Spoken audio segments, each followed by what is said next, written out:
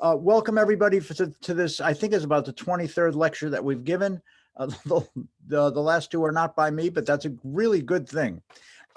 Having said that, this is one of my, someone I've always looked up to, a tremendous Hazzan Benjamin Maissner. He is right now the Cantor Emeritus of Holy Blossom Temple in Toronto. He has performed a tremendous variety of musical styles, from Jewish Renaissance and early Hebrew art music to contemporary American and Israeli and Canadian compositions. He's performed in Carnegie Hall, in the Jerusalem Theater in Jerusalem, in the Mann Auditorium, all over the place, the Washington Center for Performing Arts, with really great conductors and I believe I can't think of his name, but wonderful conductors. He's consulted and sang on the documentary films for the Canadian Broadcasting Corporation, including To Mend the World and The Man Who Hit Anne Frank. He holds a bachelor's degree in cantorial music from Hebrew Union College, but I'm sure he learned 99.999% from every place that he's gone. He's a highly sought after lecturer, teacher, coach, and mentor with a encyclopedic knowledge of Jewish secular as well and liturgical music, national chair of the certification program of the American Conference of Cantors, cantor in residence at Hebrew Union College in New York, Cincinnati, and Jerusalem, and is also a lecturer and coach at the Abraham Geiger College in Germany. Most of all, he's one of my best friends, and I can't wait to hear what he has to say. Cantor Maissner, it's all yours. This was a short bio. Very short. My friends, it's going to be nice. It's mostly about listening and here and there a few thoughts. So I'm going to share my screen. And if I don't see you, you can see me at least.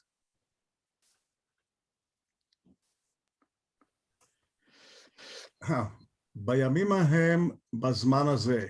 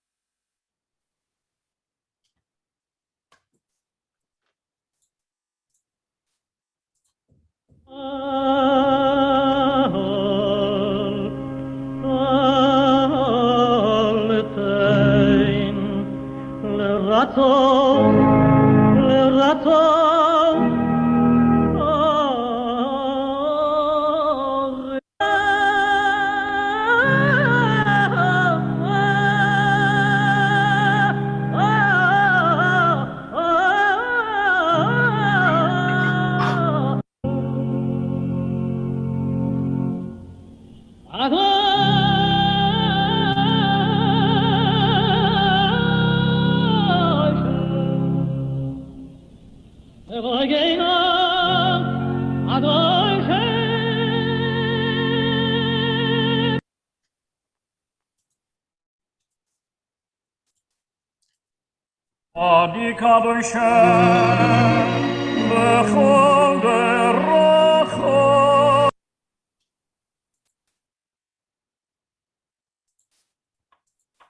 לוצייס מן השבת וממהרים לבואי ממקוי ומלכנו סופיה ממקוי ומלכנו סופיה ותהיה מלאי חולנו. Master Hazzanim said in the introduction to Mesilat Yesharim, what I wrote here and what he said, I'm paraphrasing, of course, is nothing new. It serves evidence, but every once in a while, it has to be brought out and exposed to the world. I paraphrase from Sam Rosenbaum, the executive director of the executive vice president of the Cantor's Assembly, who always started his speeches with this sentence. What you heard now is only a segment of the subject today. These are the sounds of the most sophisticated art form, the art of Hazzanuth, blossoming out of a solid foundation of rich heritage of what we call the backbones of synagogue liturgical chant, whose owners are the honored titles, the Ba'al T'filah, Precentor, Shliach Tzibur Ba'al in fact, indeed, the Master of Tfilah. So very briefly, its origin can be found in the song of the Levites at Bet HaMikdash in the temple in Jerusalem. But after destruction, as the Jews spread and dispersed throughout the diaspora, the function of the Hazzan or Shliach Tzibur took a different aspect and evolved over time. For centuries, it kept its loyalty and aspiration to the tradition of Eretz Israel. In later generation, the tie between the Yishuv, the Jewish presence in the land, in Eretz Israel, and the diaspora grew far apart, and the skills of the officiant, of the precentor, or the Shliach Tzibur developed and divided into three main categories: Ashkenazi, Sephardic, and Yemenite. And today, we can only glance momentarily into the long and amazing history of the development of the Hazzan over centuries. When dealing with our present golden age of Hazzanuth, we refer naturally only to the Western Ashkenazic Hazzanuth and tradition, which was directly influenced by the mood and the event which took place in hostile environments and surroundings. Pogroms befell the wider communities and by the fate of the wandering Jew. The Hazzan, however, the emissary of the people, expressed this mood in his creative melody. The term Hazzan was transferred many times throughout the generation. The root of the word is chazo, from vision, from overseeing. And I remember one time my uncle Israel Alter gave a lecture and he said, Chazon is not only the vision, but physically, because in Alexandria, there was this gigantic synagogue. There was no microphone or internet or anything. And the Hazzan, or the person that stood by the Shliach Tzibur, by the presenter, used to wave a flag for the congregation to say, Baruch Hu Baruch Shemo, and Amen. Among the many duties of the Hazzan the Hazzan also functioned as a shamas, the ritual custodian of the synagogue. He also functioned as a Baal Korah, the Torah reader, and Paitan, the religious poetry that was created in the Middle Ages.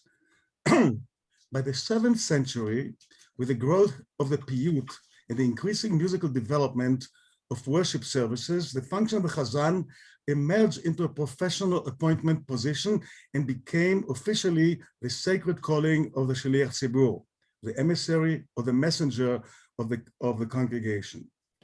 During the medieval times, with the horrific persecution of the Jew, the song of the Hazzan and its art suffered greatly. The quality of Jewish liturgy was blemished, and Hazzanim, instead of nourishing and safeguarding the old traditional elements of synagogue music, chose to trivialize new and local melodies for prayers, as nowadays, unfortunately, found favor with the congregation.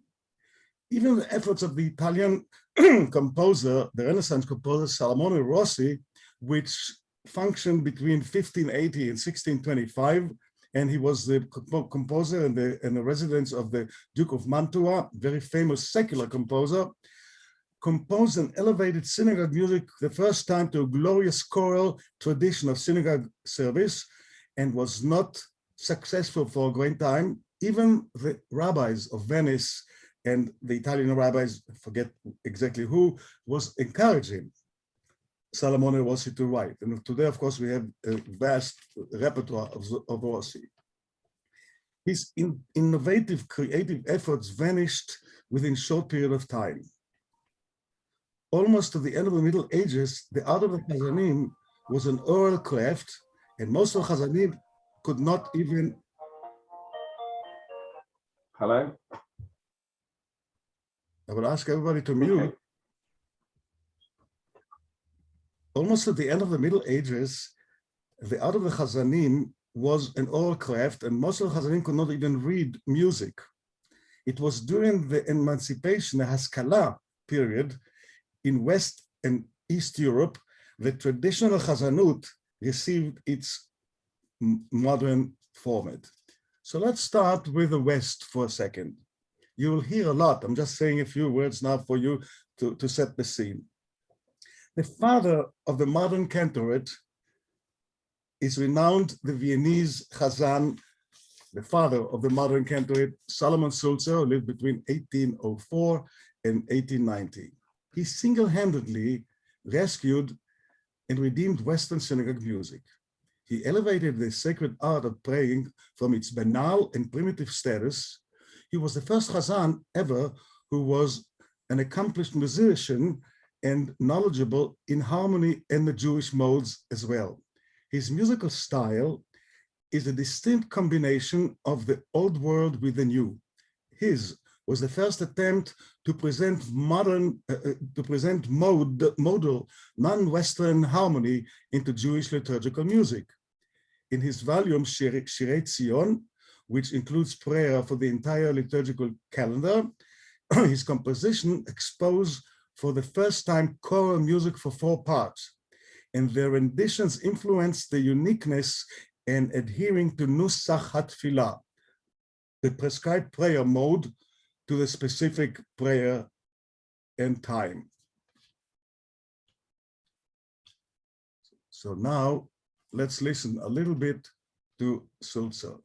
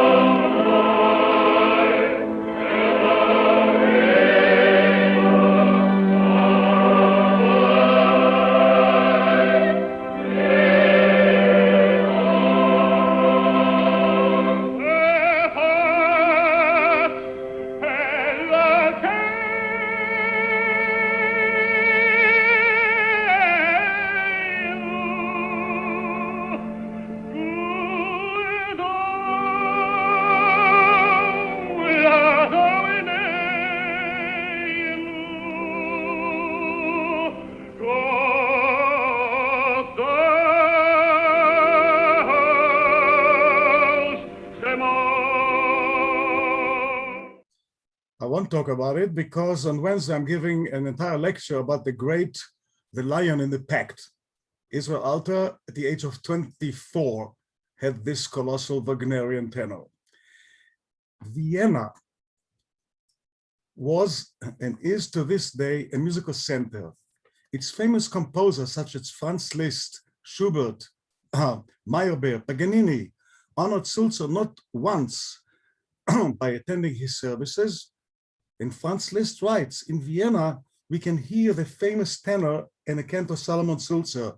There we could connect with his soul, and through his singing, we can connect and realize the history of the ancestors.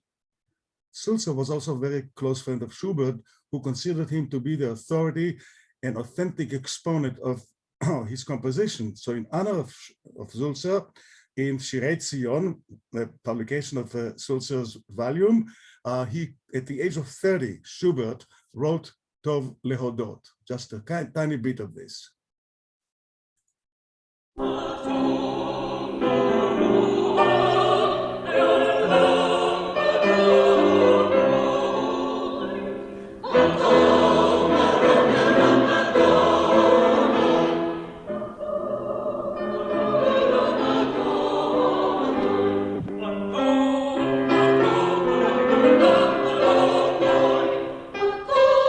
This is, by the way, my Lachan choir singing in Nuremberg in 2000 in Albert Speer Hall. Albert Speer was the architect of Hitler, and we sang in that hall. So now to the subject itself. In East Europe, however, after we heard the West, the cantorial art kept its traditional and somewhat oriental flavor. Here it was the master of prayer, Ba'al T'filah, who won the heart of the people through his devotion and sincerity in praying, even though they may not have the beautiful voice or the trained voice. And this is my mother's brother, my uncle David, with Jerry Glantz, who is here, know very well because Glantz and Brenner and Alter were triumvirate. They were in love with each other. And this is the Acharim, Lutzeis min ha-Shabbos, umemarim lovoi, Nimekoi kumakenu soifiyah, Nimekoi kumakenu soifiyah, Vesiem meloi chuloi. I just gave you snippets of these incredible Ba'alei T'filah who I grew up with.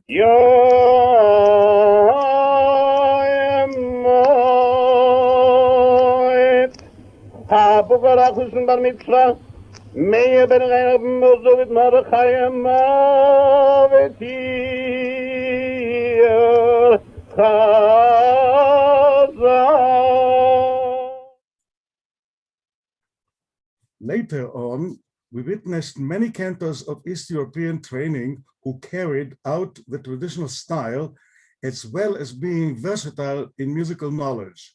At first, the East European Hazzan rejected the Western style of Sulzer's innovation. They called it Golochish, they called it Goyish, but later on, they accepted it, and the big choral shuls, which I will talk a little later, became very, very prominent, and Sulzer's idea about cantor and choir reached even northern Italy. And so, though not too long afterwards, they adopted this new approach and they synthesized the old together with the new. Thus began the Golden Age of Hazzan, rooted deep in the great musical tradition of European Jewry before its destruction and its rebirth in North America. People like Pinchas Minkowski, many of you would know, if you don't know the composer, you would know the melody. He entitled, he was from Odessa, he entitled Sulzer the father of the new song of Israel. Another very important musical figure in those eras, 1866 to 1932, is Abraham Bernstein, musical contribution from Vilna, was called the Hazzanuth Haskala, the art of the intellectual mind. And here, I just want to explain a little bit the difference between the West and the East. What distinguished especially East Europe from the West in the approach of the cantorial art was a mixture of the intellect and the outburst of emotional expression, namely, as it is called, Hazzanuth HaRegesh. Hazzanuth HaSeder, the orderly Hazzanuth, was calculated carefully and planned out. And the authority, of course, of the Haskalah is the Western European, which sometimes sounded like oratorio with a big choir or just the cantor himself. And of course, the outburst of emotional expression with the improvisational flame was Hazzanuth HaRegesh. So here is something that I still call Hazzanuth HaSeder. It's a traditional but calculated.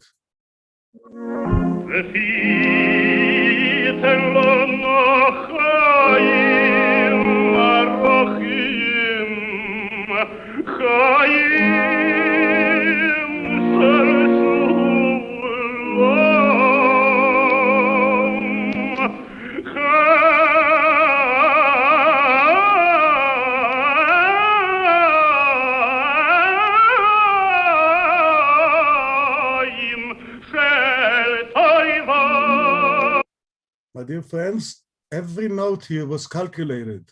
So much so when I was 8 years old and Alter came to Israel, I said, give me the music. He said, I'll give it to you, but who's going to sing it for you? It took years and I scratched that record until I was able to sing it.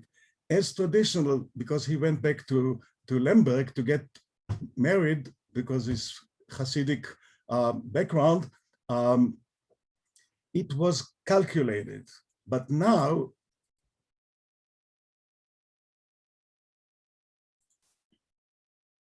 you will hear what comes out of East Europe.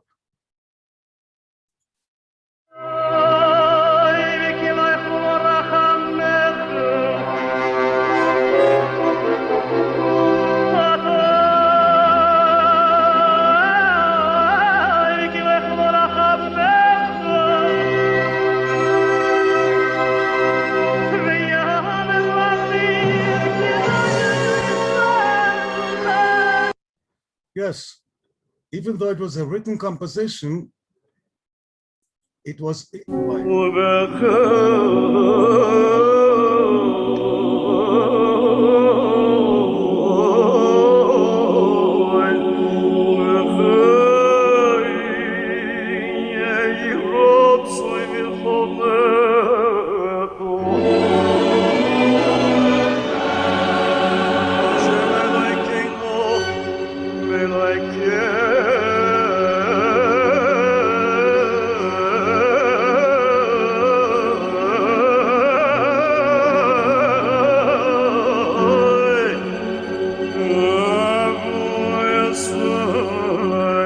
No wonder the cantors ruled the earth. The combination ultimately gave birth to a new synthesis. We're moving forward as we witness the development of the great choruses in Eastern Europe based upon the Sulzer and Lewandowski tradition, but with this flair of cantorial. So here is another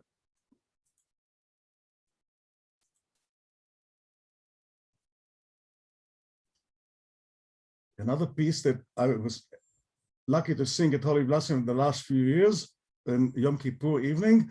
It's a calculated, beautiful transition of a solo version of the Yale.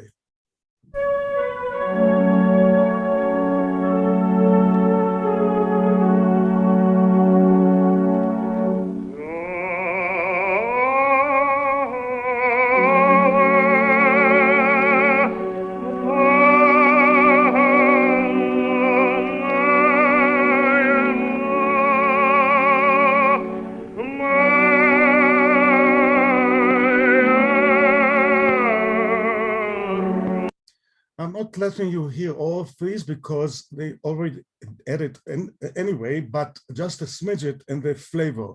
I just want to move now to the big choruses, and you'll hear the difference between the West European choruses and the East European choruses with the glorious tradition of the Hazzan.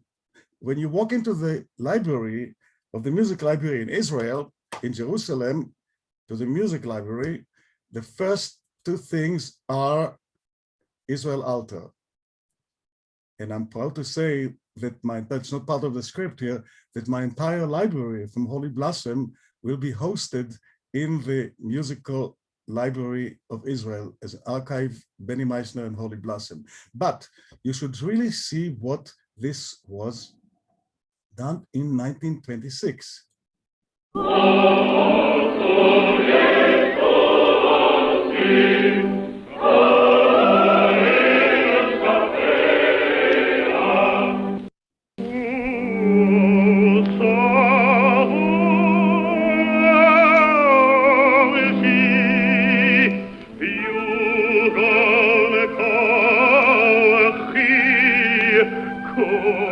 Okay, but now we come to the great composers. In Belarus, Uzechor Lanu. This is, of course, Zilbert's, one of the great East European, because it was composed in America.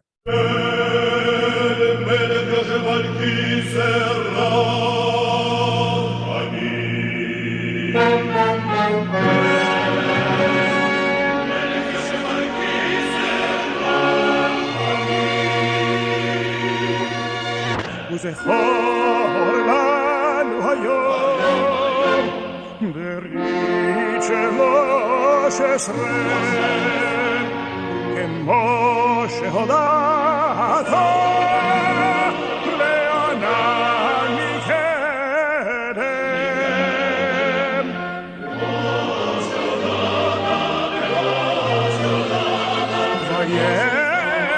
So these are the great choruses of East Europe.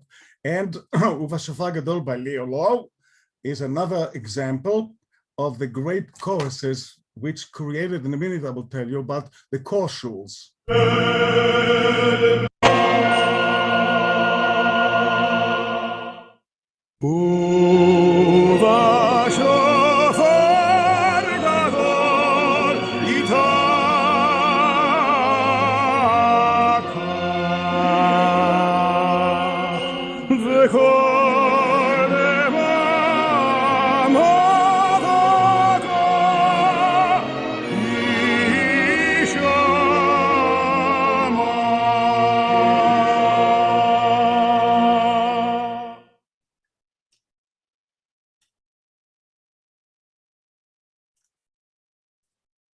The centers of Europe, such as Warsaw, Vilna, Rostov, Lemberg, Odessa, became the great centers for the chorschuls.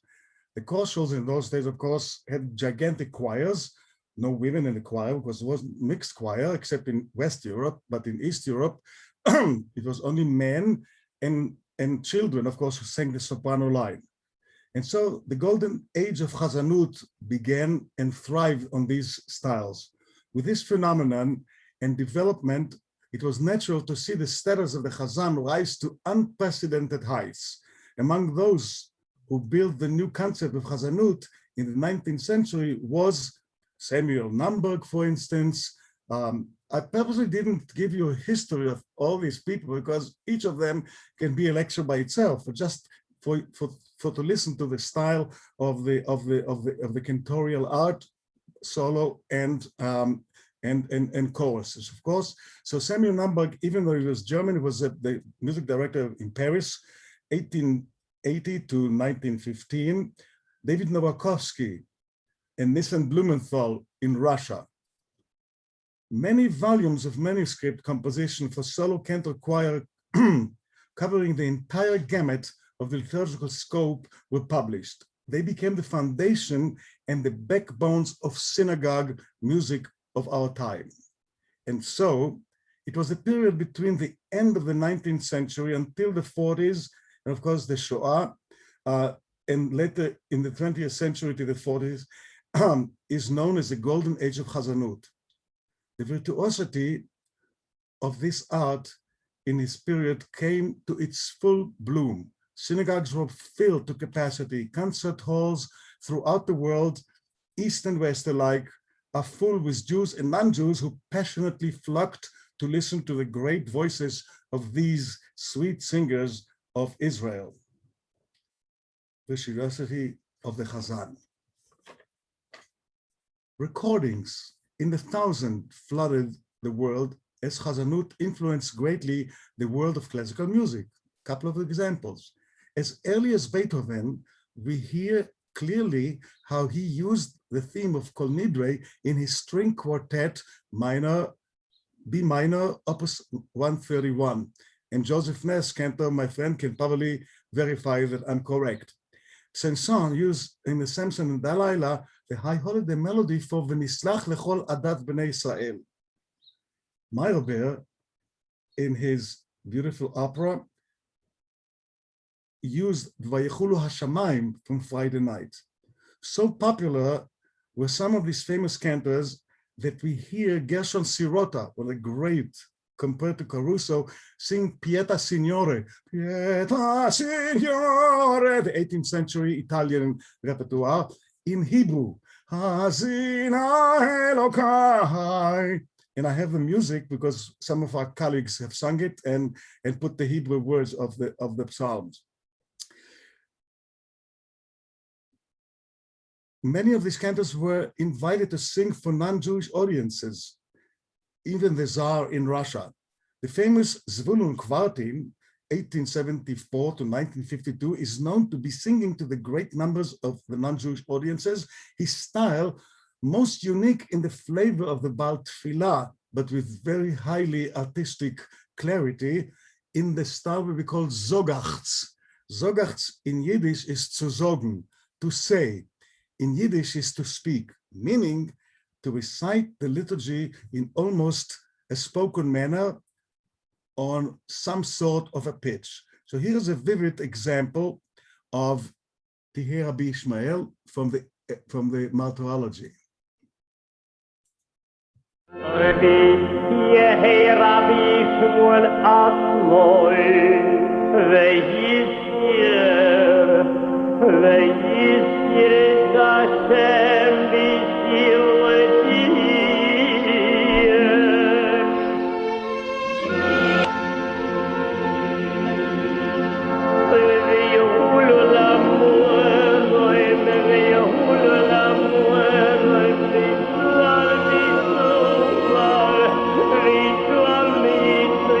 You hear the choir, and you hear the quality of the voice, a gigantic voice, gigantic voice. So was the voice of Yossele Rosenblatt. Enrico Caruso, the father of all opera and the greatest tenor, mentioned that some of the great voices to be heard and found are in the synagogue. He especially had great admiration for Hazzan Yossele Rosenblatt, 1882 to 1933.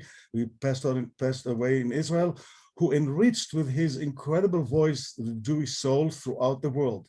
Yossele's voice was humongous, and it's Caruso who said that he was lucky that Yossele Rosenblatt was an observant Jew. The Edison Company recorded that Yossele Rosenblatt is the loudest voice ever that they heard.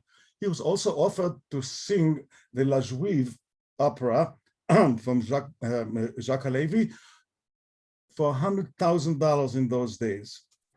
But of course, they didn't, because they wanted to sing in the synagogue.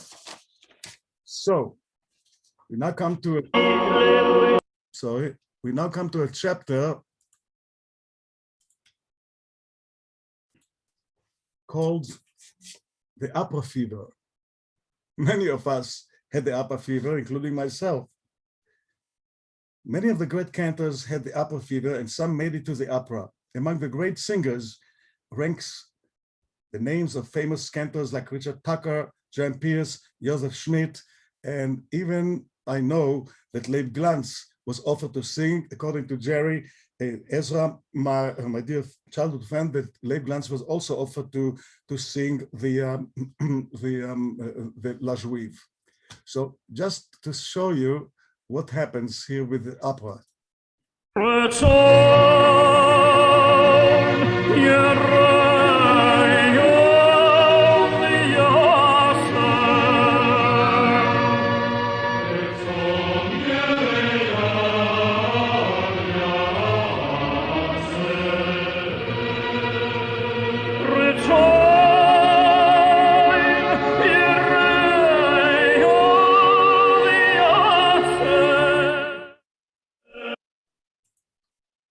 And listen to this.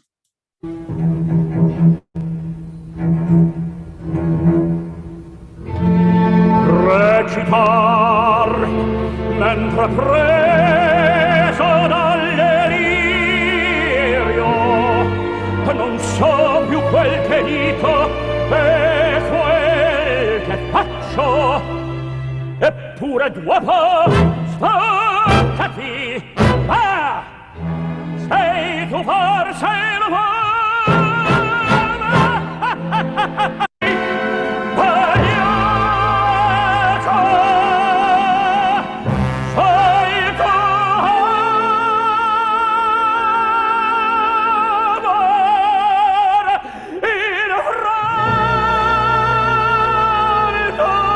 You know what happened at the end of the opera, of course, and his brother-in-law, Jan Pierce, who went to Israel Alto to study a little bit Hazzan Ness.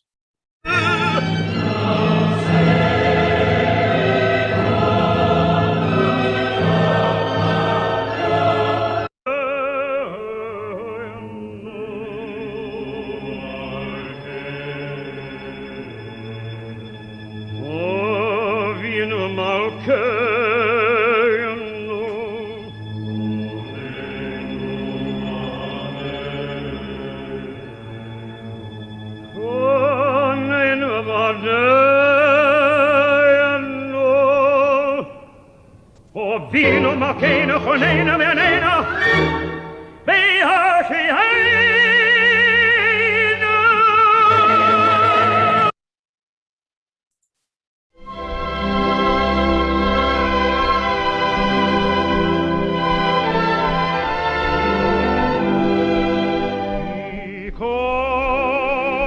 because you come to me with naught save love and hold my hand and lift mine eyes above a wider world of hope and joy I see. And the great Joseph Schmidt, who had the most beautiful recording voice, unfortunately was taken during the Shoah. He now sings this German Kedusha, which Lewandowski wrote, and it's in German.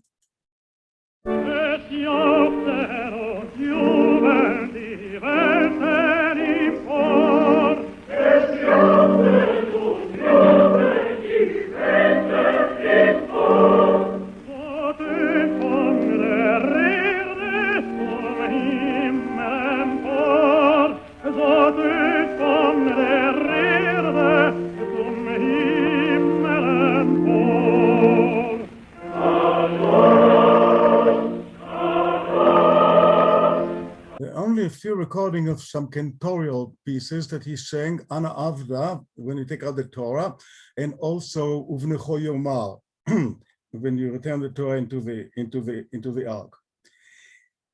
It is fair to point out that the operatic styles of both the bel canto and the verismo, robust vocal virtuosity, combined to the stardom of the Golden Age and the image of the Hazzan. Here's but one little example which makes the point, and you'll see it in a minute.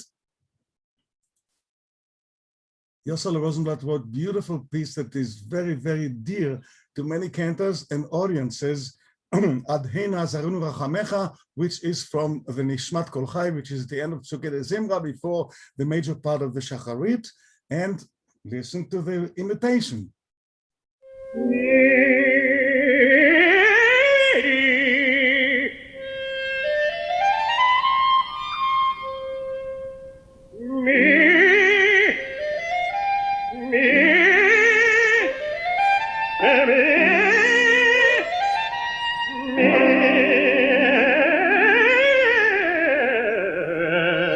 Lucia de la Marmor, of course, and listen to this Verdi.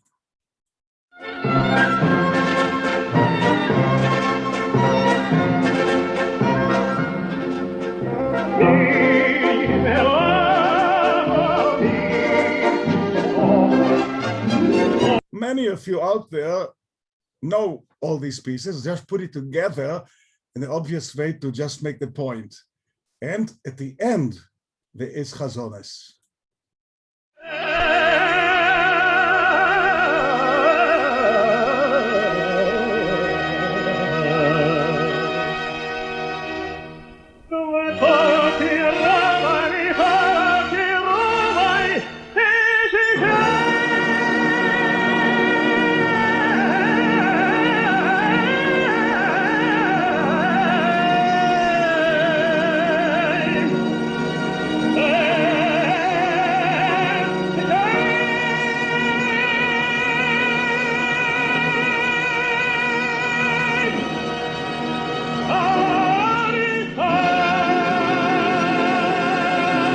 These Hazzanim possessed the most magnificent voices, but because of their deeply Jewish observance, refused to sing in the opera.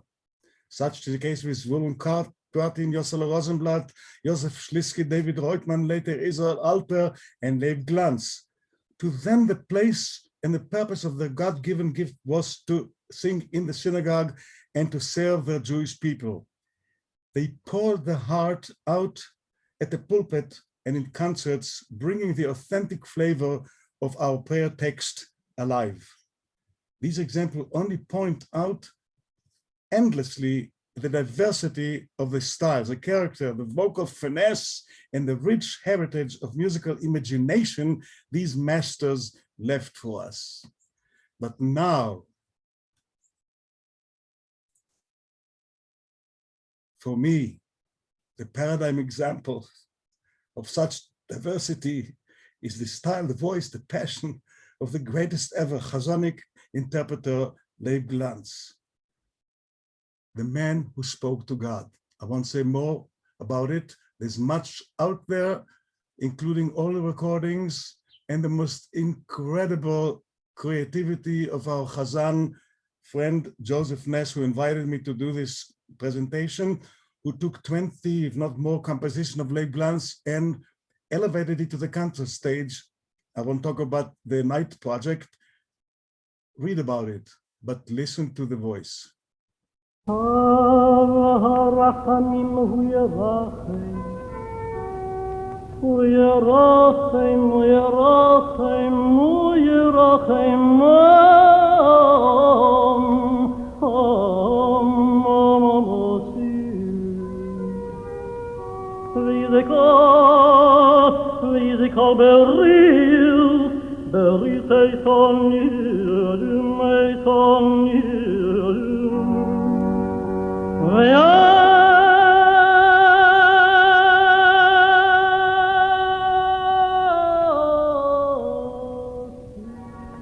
Didn't he speak to God?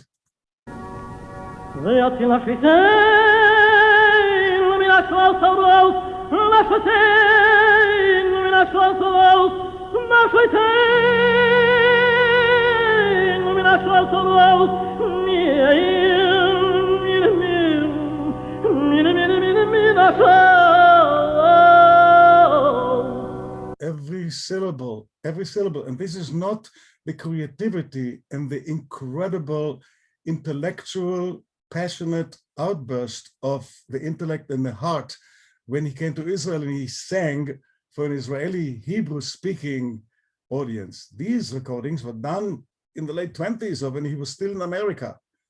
Unbelievable. The prayer for dew. And this is 2 blocks, too few houses from where I lived, in the building where Leib Glantz lived.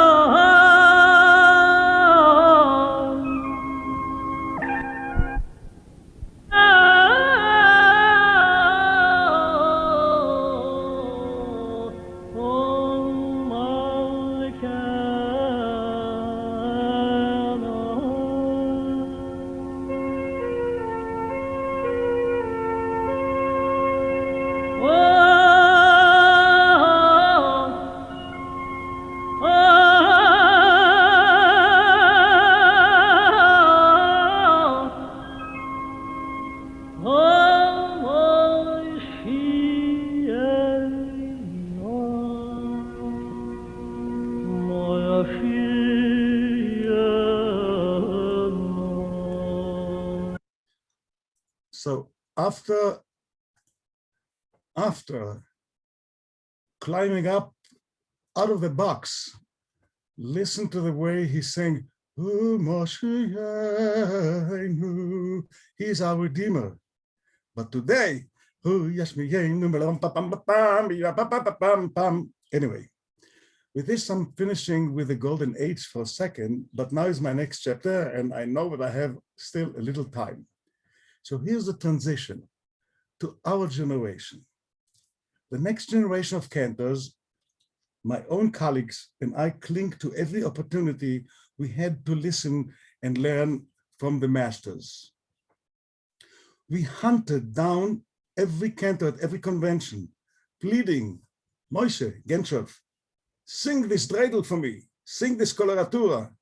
David, Kosevitsky, how do you keep your high tessatura and your high notes so free and beautiful? Rabbi Israel, Alter, how do you maintain the Stimmung, the mood of the player, the right mood, over this or this? Why do you write this coloratura this way and not the other way? We can go on and on, but we must confess, I confess, that it took years and endless hours of mentoring, rehearsing, and trying to imbue the style, so far removed from our daily culture. Yet, it resonates so deeply in our consciousness. Here are but just a few examples of teacher and student, and I hope that we won't do all of them, but you will get the point. Examples of a student demonstrating the phrase by the student and by the teacher. The same phrase. Complexities, because of its complexities, there must be, I believe, a symbiotic and umbilical connection between the master and the student in order to be able to deliver the phrase in its authentic way. This art of improvisational freestyle is complicated. It's structured and based on a tradition going back for thousands of years. Woven within it is a sophisticated system of modality which requires a deep knowledge in the structure of the prayer text. Therefore, there must be a personal and close relationship between the master and the student in order to acquire exact nuance of the particular style. So here are a couple examples. The same phrase, the way Hershman sang it.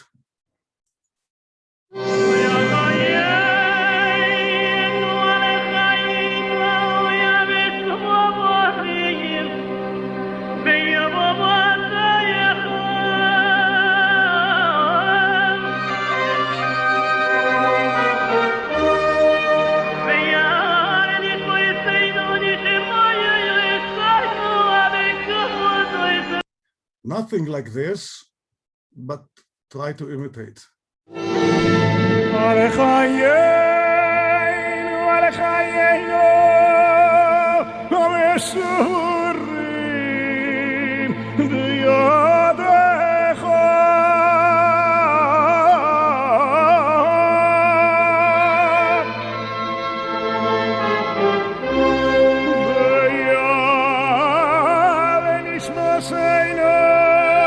Okay, Elu Devarim, from the Mishnah, of course, in the morning in Shacharit.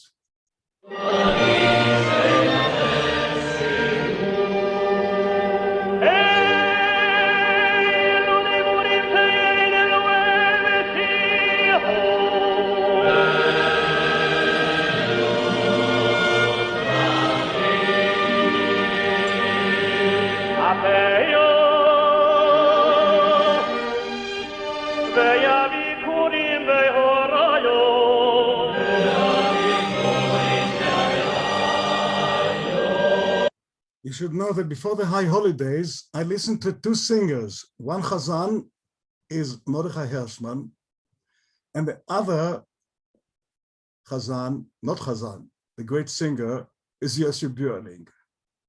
These are my idols. Of course, between Benjamin Unger the chief cantor of Tel Aviv at the time of the great synagogue, Shlomo Ravitz, my teacher of childhood, Leib Glantz, who I was at his feet for 10 years of his last 10 years of his life, and of course Israel Alter and Moshe Genshev. But these two made me really inspired.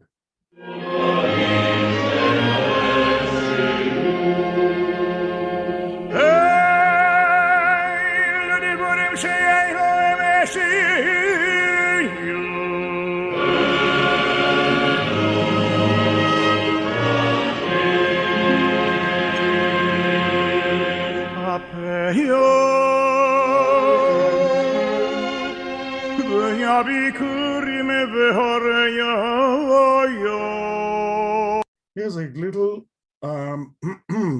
section of Hashkivenu, Ufos Aleinu, when he was young. This is in the 50s when he dedicated his first publication to me, and it's too small so I can't read it, but it doesn't matter. So here it is, Ufos Aleinu.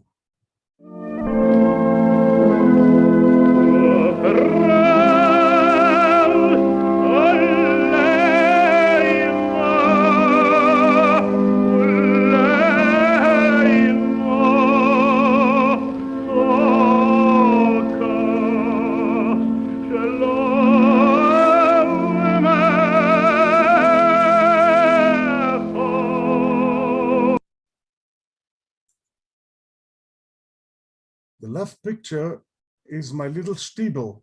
In the 90s, it was a condemned little hut, but I still made it inside. And this is the pulpit that I sang when I was a little boy. And the left is the ark, which is now in one of the settlements in the West Bank.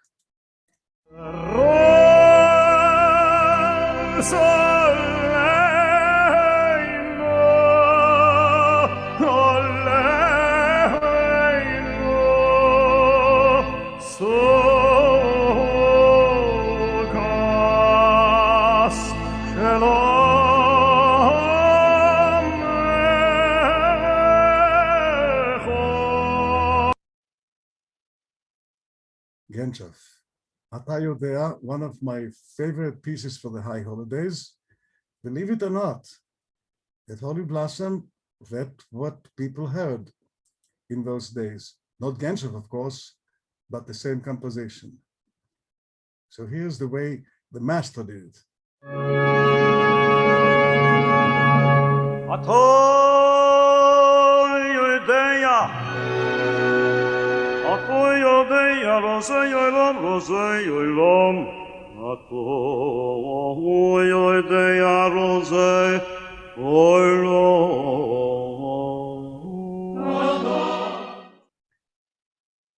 He coached me on this piece. What he sang, what you heard now, is just improvisation. That's the way it's written.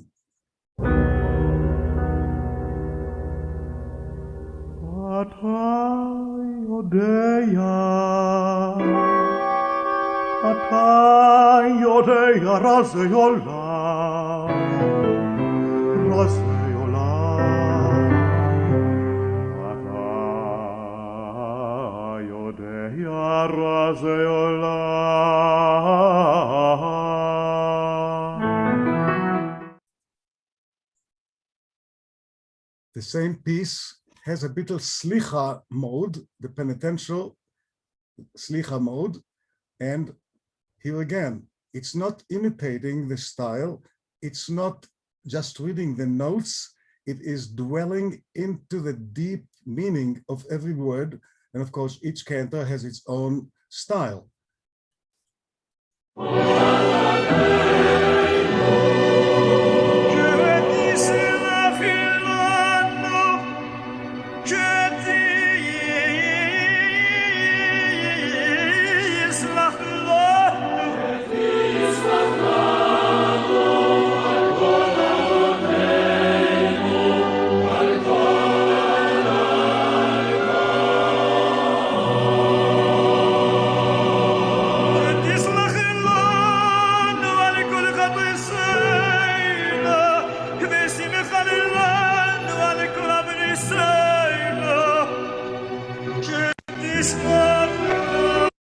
to understand the technology is miracle. He improvised everything you heard now because it's just a little bit ki'ilu, the way it was written.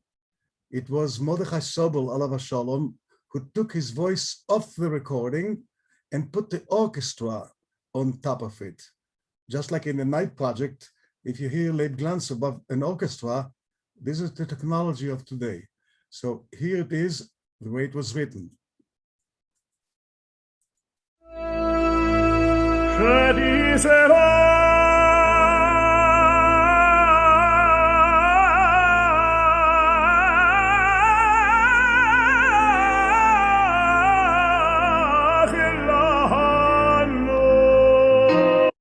To those who know the piece, I must confess, I did this dreidel a little bit different than it's written because I want to show off. It wasn't a concert. But in any case, the idea of Moshe Genshov instilling us this art of zogen, of zogachts, of interpreting each word.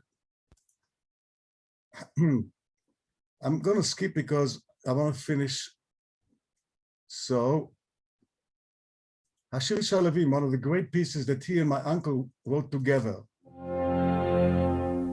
השיר שהלווים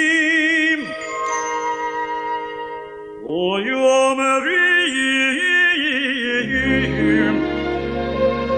ובשמי כתוב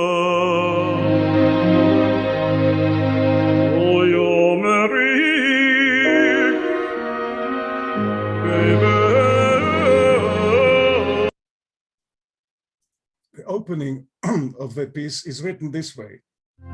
השיר שהלווים היו אומרים בבית המקדש היו אומרים בבית המקדש.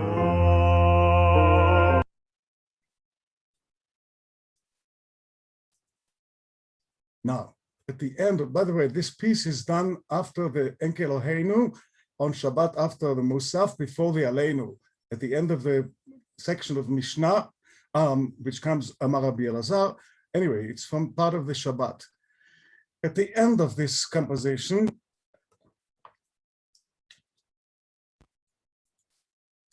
I reversed it. I want you to hear the way it's written and the way the real master did it. I just try to emulate his style.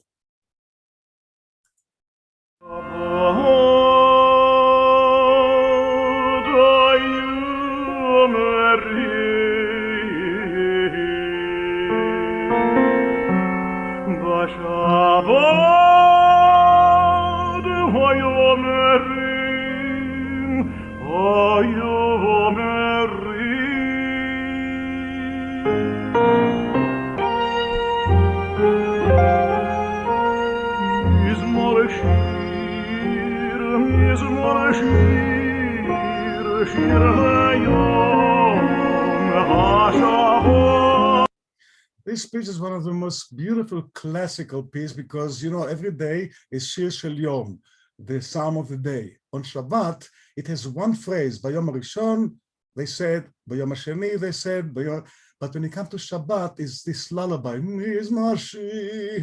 but the announcement, Bashabas Hayom. Listen to what he did in a concert and how Mordechai Sobel alav shalom put it together.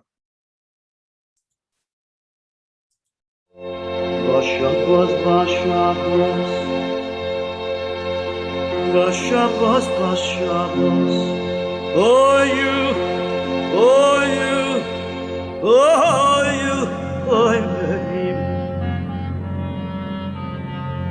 Bashabas, oimerim, oimerim.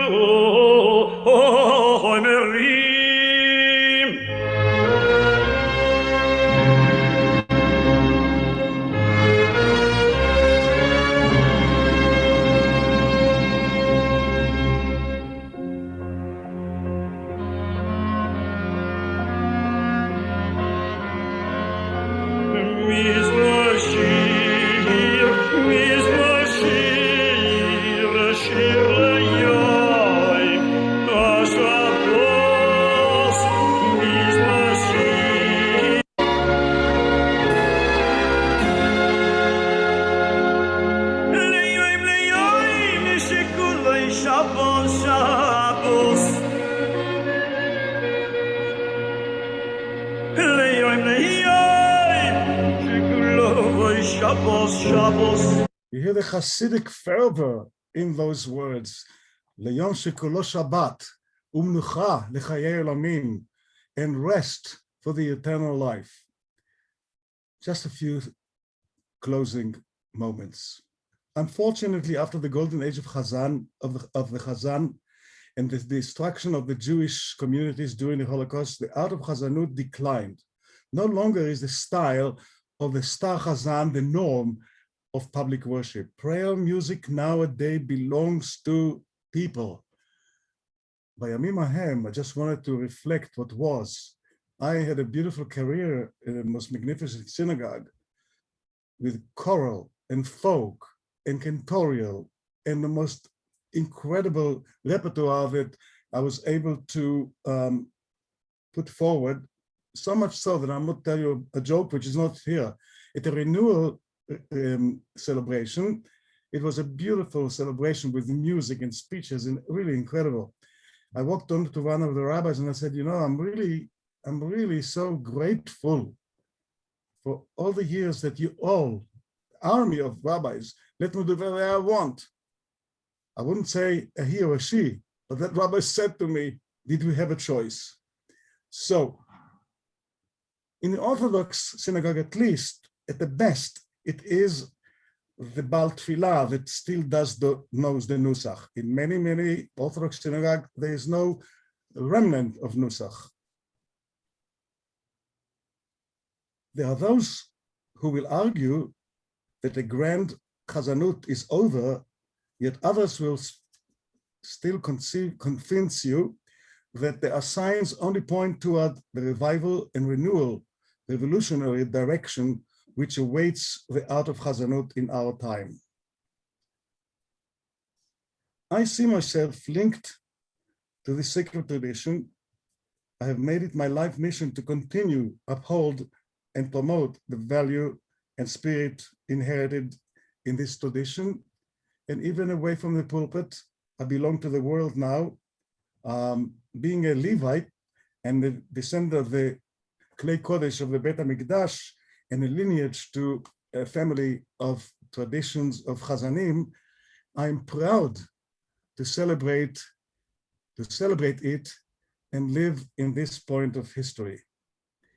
Bayamim Ahem Bazman Hazeh, as in the olden days and as for today, with renewal energy, new insight and inspiration tied into our centuries-long tradition, I hope and pray to elevate our awareness and understanding that of the glorious tradition of the Golden Age of Hazzanuth. The culmination of it is in one little piece that I was privileged to record in Israel, and in 2006, I think, Holy Basim celebrated the 150th anniversary, and I cut 3,000 of these recordings and gave every member of the congregation a CD of those moments. So this is just one little piece at the end of, right before the Torah reading, Ava Rachamim, Merciful Father. It's a great text right before the reading of the Torah. One of the great, great compositions.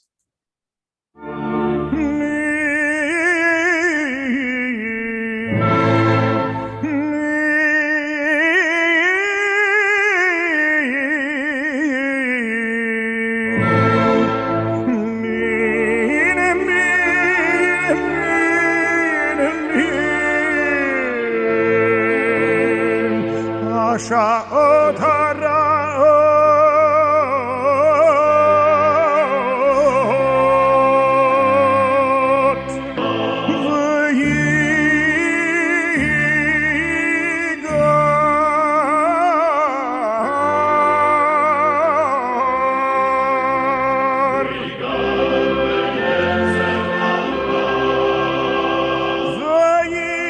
ויגר ביצר הרע הנשואים ויגר יצר הרע מן הנשואים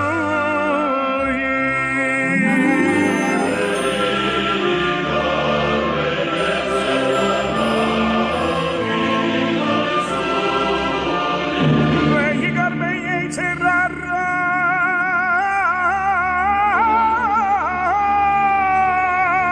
מן הנשואים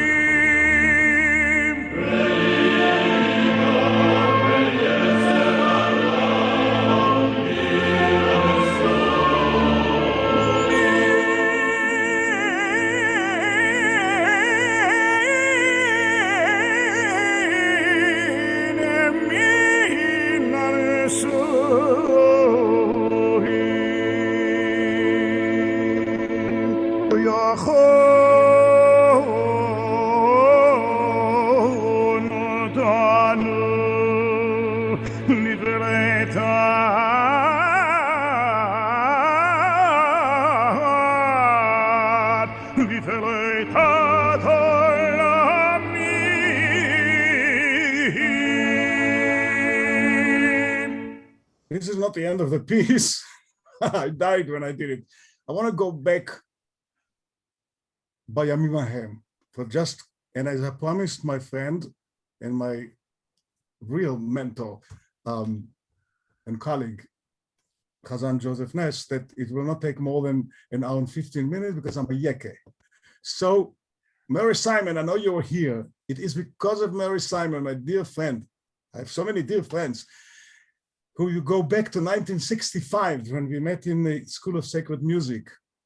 His daughter from the Smithsonian Institute rescued an entire collection, which is a lecture by itself, about the Golden Age of Hazzanuth. So just to show you the great few phrases of the great Yosele to remember what it was.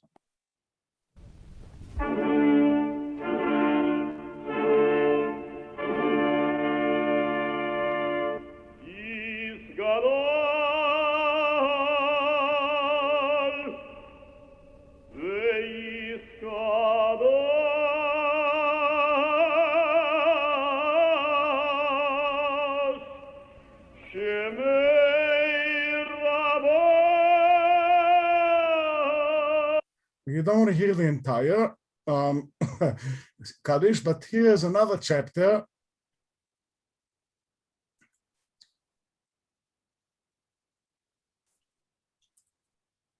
There are many of them, but we won't have the time to hear all of this. One of the great Moshe Oisher.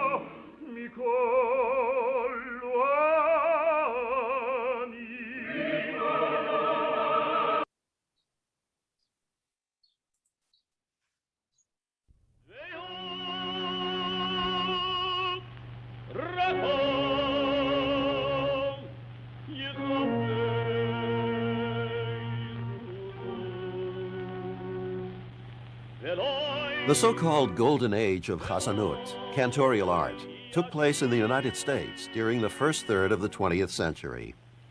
This was the result of the coming together of extraordinary cantorial talent at the same place at the same time, plus a very appreciative and knowing Jewish community to receive them.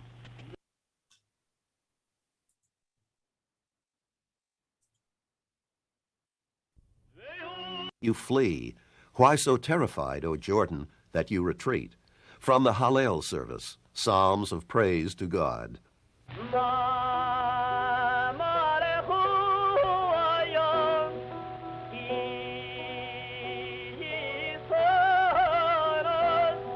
Yosele came to Israel in 1933, and did a movie there, of course, and in a minute he got a heart attack and he passed away in Israel. And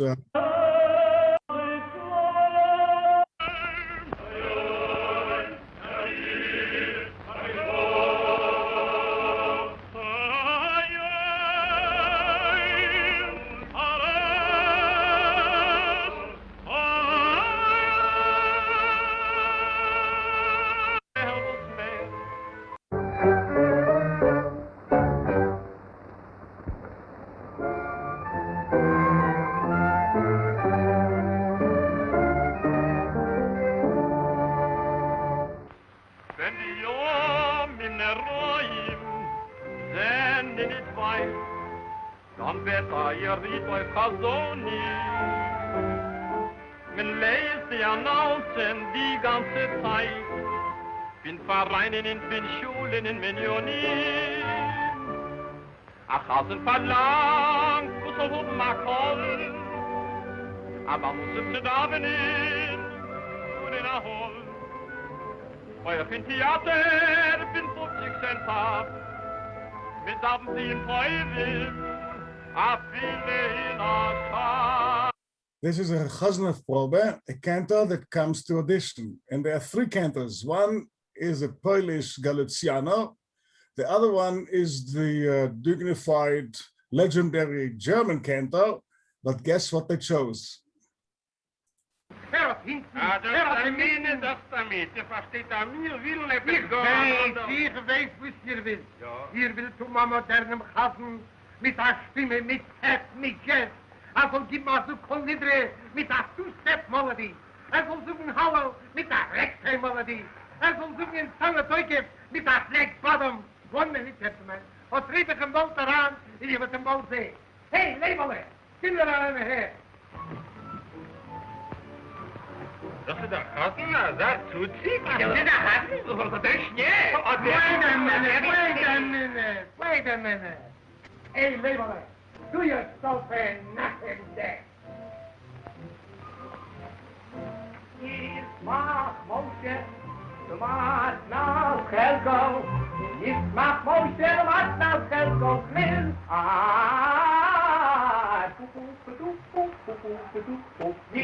Mach Moshe, du machst nach Helgo. Mach Moshe. This is one of my favorite pieces. And you have 3 recordings of different concerts that we did. Bayamim Hahem Bazman Hazeh. As in the old days, and as for today, with renewed energy, new insight and inspiration tied into our centuries-long tradition, I hope and pray that we all still can elevate our awareness and understanding that of the glorious tradition of the Golden Age of Hazzanuth. Cantor Maissner, thank you so much. I just want to say there's something you probably don't know, and that is with your love and warmth and wonderful intellectual teaching and just bringing us into that age, you are part of that golden age of Hazzanuth, a very important part, because without you, we just wouldn't have what we have. And you've given me, and I assume so many people in this audience, so much that we are indebted to you completely, and from the bottom of our hearts. You are part of that golden age. Thank you, everybody, for being here. I could have listened to this for many more hours. So, Benny asked me, how long should I be? I said, an hour and 15 minutes. That's probably what we do. But, I'm ready for 7-hour lectures. I can tell you that right now. Totally. Anyway, thank you so much. From the bottom of all of our hearts, I could see how much people enjoyed it.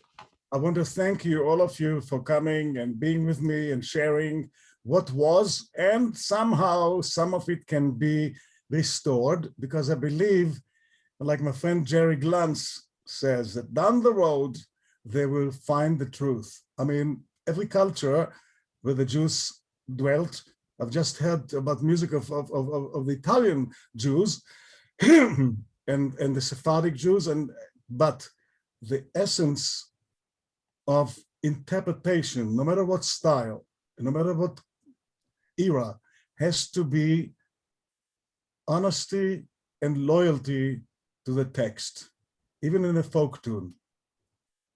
I thank you for coming, and I assume there's no questions and you want to finish it. So I spoke enough, and I thank you for coming, and I'm open for more. Because of COVID now, I did seven PowerPoint of different subjects. So I hope that some of you, Alex, will take it, and Yehuda, of course, Marx is here, and all the other people that I appreciate all your coming. We've got you penned for the NECA one in the not too distant future, Benny. We're all looking forward to it. Joseph, I propose that you open it for questions. Absolutely. There are questions. I'm all there. Can I ask you an opinion, Benny, while you're here, because you're an expert? You show that what's his name, Mordechai Sobel, had recorded and put orchestrations over it. In some cases it works, in other cases it spoils it, because the purity of the voice carries the piece and the poignancy of what is written in the tefillah.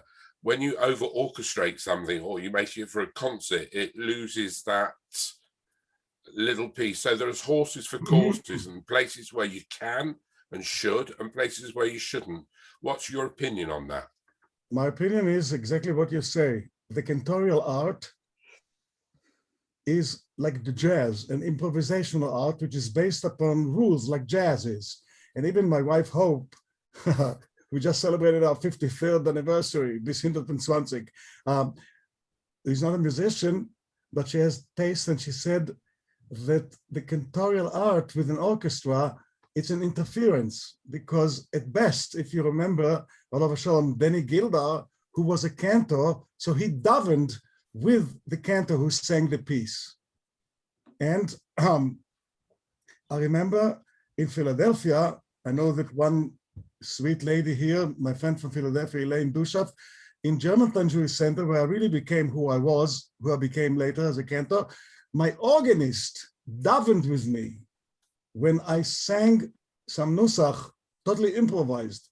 He davened with me. And the silent Amida, he davened with the pedals on the feet. In fact, when we did a beautiful composition, Yale, I all of a sudden heard something like Happy Birthday. And I said, Howard, what on earth was that? He says, well, it was my wife's birthday, so with the pedals, I played the theme of the Happy Birthday while we were singing this incredible composition. So you're absolutely right. But the genius of Mordechai, who was really, he elevated the art of Hazzanuth to a different level altogether. And of course, Joseph Ness, who incredibly reorchestrated, recreated, redid Glanz's ingenuity, it sits together. I believe that in more so than, I mean, I love Eli Yaffe and I love Mordechai Sobel, but because Joseph is a cantor, he knew how to orchestrate Glanz's out of the box compositions to have it as a package, rather than the cantor sings, the choir sings, the cantor sings, and everything was, so you're right. It is an improvisational art. And even though some pieces were composed in that style, it's still an improvisation. And cantors who are smart and know the structure of the tefillah can improvise on top of a written composition. That's the way I teach my students in Geiger, for instance, that if you take a Kachko piece, you can open some windows in that nusach. You cannot do it in the altar, because Israel Alter wrote in his manuscripts an 8th note and a 16th note according to the pronunciation of the word. So you really cannot improvise on Israel Alter. But on Kachko and Oachshol and some of the other pieces, you can. Anyway, I spoke enough. Jerry. Let me, if I can say just one thing about orchestration, and not about what I've done, but improvisation to me is like someone speaking to someone and not preparing anything, and it comes from the heart. And so I think if the orchestrator takes that improvisation of the Hazzan and puts a what is called an accompaniment on it, I don't think it really works well, because you can either over accompany it or not. But if the orchestrator takes that and in some ways, and we're mostly vastly unsuccessful at it, in my view, because what Alex said is totally true. But if the orchestrator / composer takes that improvisation and improvises from his heart with the orchestration, then it creates a kind of a conversation possibly between that original improviser, because the orchestrator is trying to improvise too. So that doesn't happen very often. It's hard. But it's a beautiful thing. Jerry. Yeah. Benny, you talked a lot about the past of Hazzanuth. As a person who really lived through this generation, what is the future of Hazzanuth? I'm not a prophet, but I know we just came out of 2 conventions, the CA and ACC. There was not one hint, remez, or resemblance of presenters, or everything was, even my successor, David Rosen, wrote to me in a chat. He says, Benny, what are these transcontinental published today? Everybody can write a melody and give it to somebody to arrange, and it becomes a composition. You have to understand that, like in East Europe or in West, in the Mendelssohnian era, it was the style of the day. I mean, Sulzer and Lewandowski wrote in the genre of their day. American folk rock is influencing, everything is syncopated. Now, I believe that Hazzanuth can be also syncopated. In fact, I just did another gift from my congregation, Twist on Liturgy, where I took all the melodies that we sang over the year, even a bob of nigun here, and I recorded in Israel with Matan Klein on the flute and a jazz pianist, and I'm waiting for the doors of the synagogue to open up so I can give this to the congregants as a gift for my retirement. But on the concert stage, Jerry, Hazzanuth will, as you know, there's a lot of, because of Helfgott, the whole Hasidic and Haredi sector opened up to Hazzanuth, and they know Nusach out of the sleeves, so they don't have to go to Hebrew college to take shofar blowing 101. If they know Nusach from childhood. So it is those cantors that will carry on, and some of them in Europe, I know. Last night, I witnessed a concert of women in Krakow, which was beyond belief. The first time in 30 years that the women cantors had a concert. I know the middle one, Sveta, is a Geiger graduate, is unbelievable. And I was surprised that it wasn't any folklore, a little Yiddish and stuff, but it was heavy chazones. They sang Yossel Rosenblatt. They sang Shalom Sekunda. In the synagogue, people don't have the Sitzfleisch. Everything is visual now, not audio.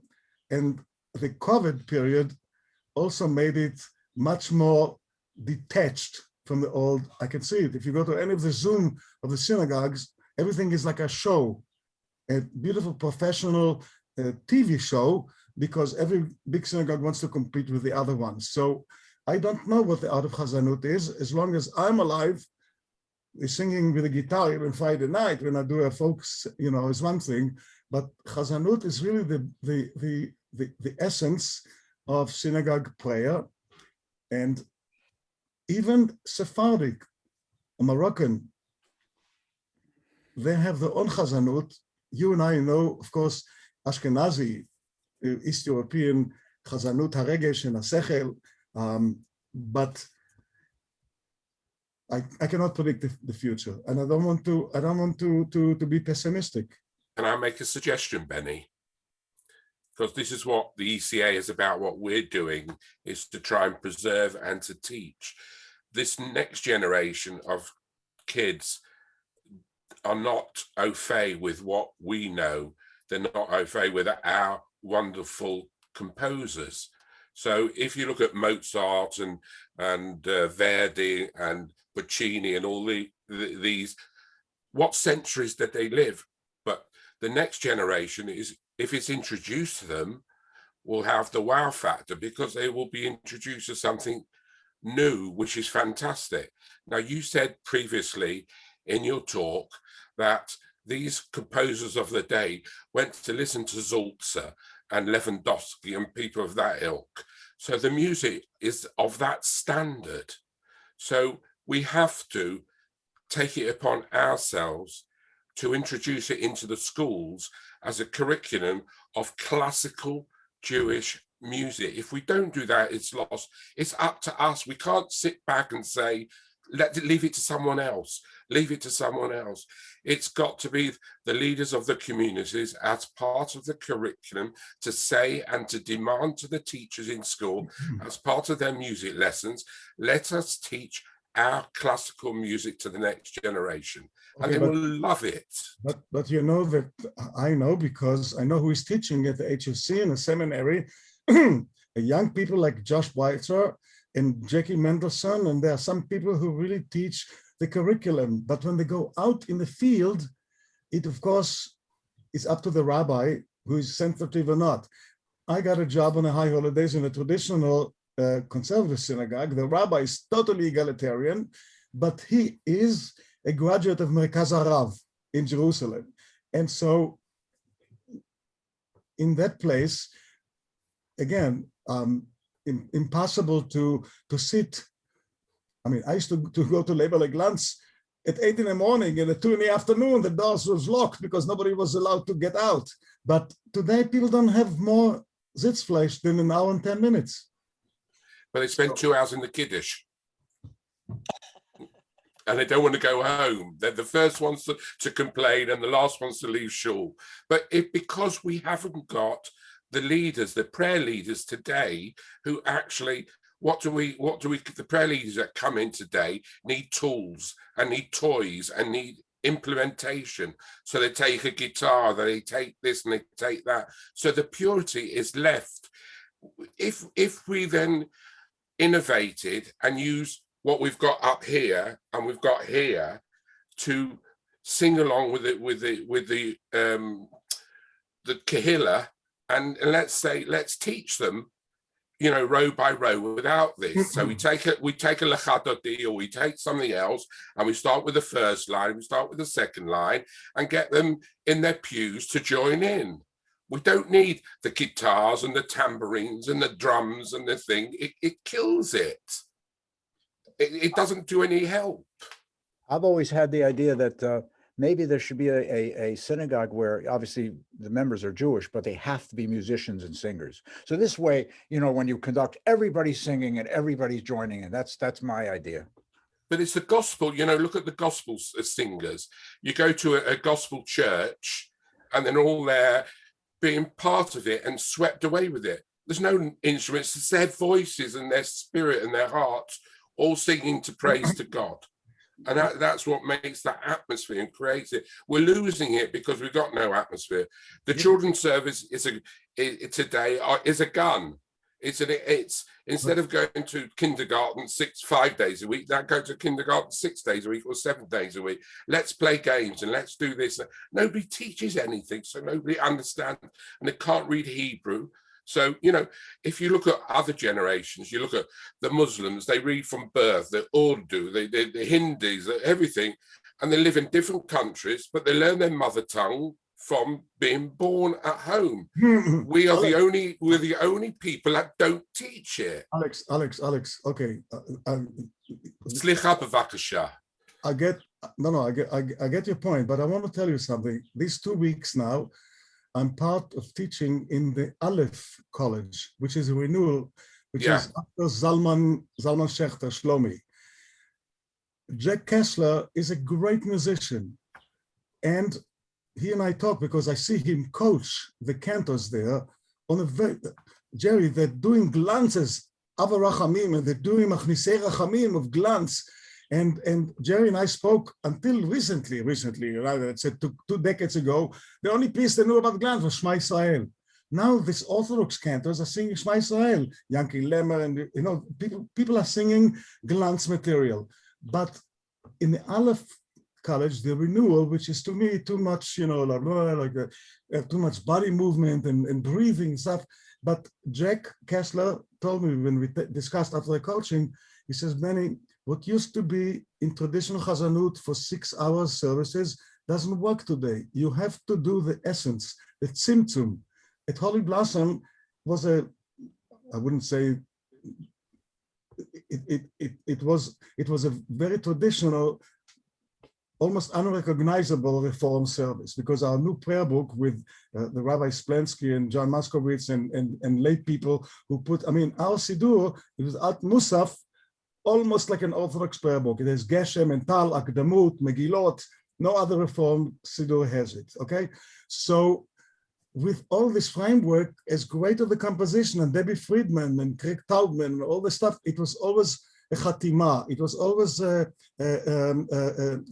hint to the end of V'ne'emar ki fadad Adonai et Yaakov, Baruch Adonai Gal Yisrael. You know, it's not blah, blah, blah, blah, blah.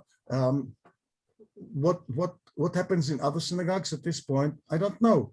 There's a very legitimate cantor, Danny Messing, who has his own style, who was a very famous and crooner in the 70s in Israel, is a great spiritual leader. A lot of synagogues have rabbis, cantors who became rabbis. And those cantors who went to the school know Nusach, and they know some of the basic traditional Hazzanuth. Okay, so the future will tell. In any case, we exhausted our hour and a half. Why don't You're such a mensch. You are such a mensch, Benny Maissner, and I love you. I'd like to say something.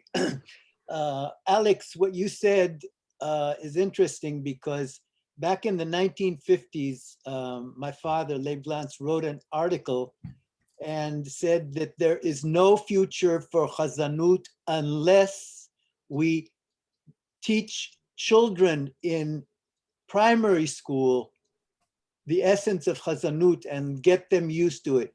And if you read in the book Zeharim about him, or in The Man Who Spoke to God, which was published in 2013, that article is there. He says there's no future unless the children are given the knowledge of what this means, Hazzanuth. But you should know, Jerry, in our associate Hebrew day school here, my grandchildren know how to daven. You know, they do Ashrei Yoshvei Betecha to the melody of Anim Zmirot. Ashrei Yoshvei Betecha, Od Yehalelu Chasela. But they know the davening and they know the benching. Even at Leo Beck, which is a reform school, there is Tfilah. And even in Bialik, which is a secular Hebrew day school, Toronto has like 7 day schools. They teach. How much lingers on, we don't know. In any case, I wanted to, and I still want to teach, and I hope that when my website is coming up soon, and some of the doers are here, my secret weapons, I hope that I will be able to be invited and do some of these programs, and the convention definitely, Alex, even though that did you read what I wrote? Absolutely fantastic letter, beautiful. Okay. So I was really impressed with the Shivyoni, with the egalitarian, even though it's an Orthodox outfit, but the presence of women cantors were absolutely there. And I must tell you that some of these cantors that come to this European do not have this background of this presentation. So it will be lovely to do it in a concentrated manner. Anyway. Budapest 2022, November, at the Rumbach Shul, we will have our next convention, and please God, you and your friends and your colleagues from the CA will join us. Beautiful. I just want to say thank you, everybody, because I have a 3 o'clock appointment, and I'm going to have to go. So. Joseph, you're a fabulous host. I want to say something and thank everybody for coming. You're loyal not only to me, but to the subject itself, because it shows your interest in it. not so much in my own delivery. And Joseph, you know, I admire you and I love you, and thank you for giving me this opportunity, and we'll do more. Absolutely. Absolutely. Take care, everybody. Have a wonderful day. Everybody, Please thank you. please keep us in, you know, tell us when you're doing these things, Joseph, because, you know, we need to know. And I find it from a third hand or a fourth hand, but I'd like to be involved with you. I'm not good at that, but I will. Ask your administrator, whoever it is in the office. Bye, guys. I have to go for a bike ride. It's every Bye, other folks. day at 1 o'clock. Yeah, 20 to 8 in the evening. Take Bye, care. Sean. I'll see you later. Sharon, take care, everybody. Jerry. Nice to see you, Jerry. Nice to see you. Take care. Take care, Yehuda. Take care.